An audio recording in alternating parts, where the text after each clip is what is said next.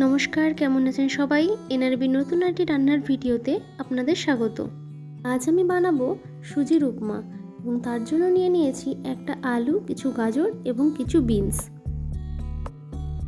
প্রথমেই সবজিগুলোকে আমি ভালো করে কুচি কুচি করে কেটে নিলাম।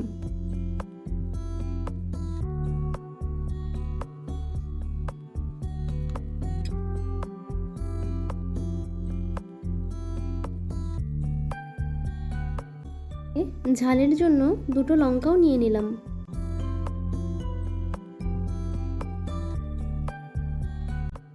প্রথমেই কড়াই গরম করে আমি কিছুটা পরিমাণ সাদা তেল এতে নিয়ে নিলাম।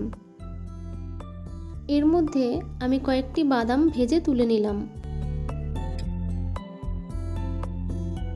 এরপর সেই তেলের মধ্যেই দুটো এলাচ, একটা তেজপাতা এবং কিছুটা পরিমাণ গোটা সর্ষে নিয়ে নিলাম।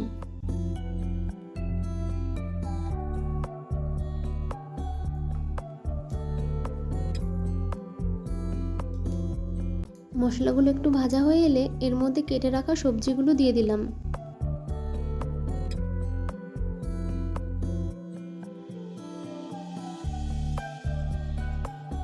সবজিগুলোর মধ্যে স্বাদ মতো নুন নিয়ে নিলাম।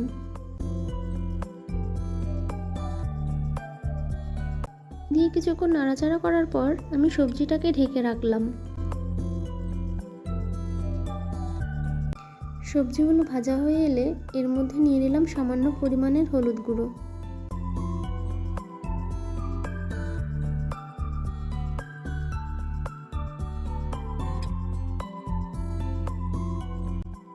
এরপরই আমি নিয়ে নিলাম এখানে 2 কাপ মতো সুজি।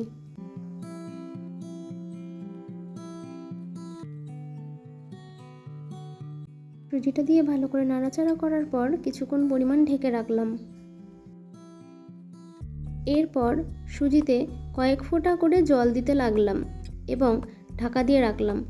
এই জিনিসটি আমি করেছি 2 থেকে 3 বার। যতক্ষণ না পর্যন্ত সুজিটা সেদ্ধ হয়েছে ততক্ষণ পর্যন্ত ওরকমই ছিটে ছিটে জল দিতে হবে এবং ঢাকা দিয়ে রাখতে হবে।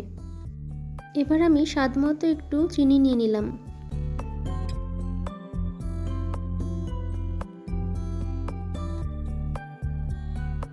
আবার কিছুক্ষণ নাড়াচাড়া করার পর এবার আমি ভেজে রাখা বাদামগুলো এর ওপরে ছড়িয়ে দিলাম এবং এর সঙ্গে তৈরি হয়ে গেল সুজির উপমা।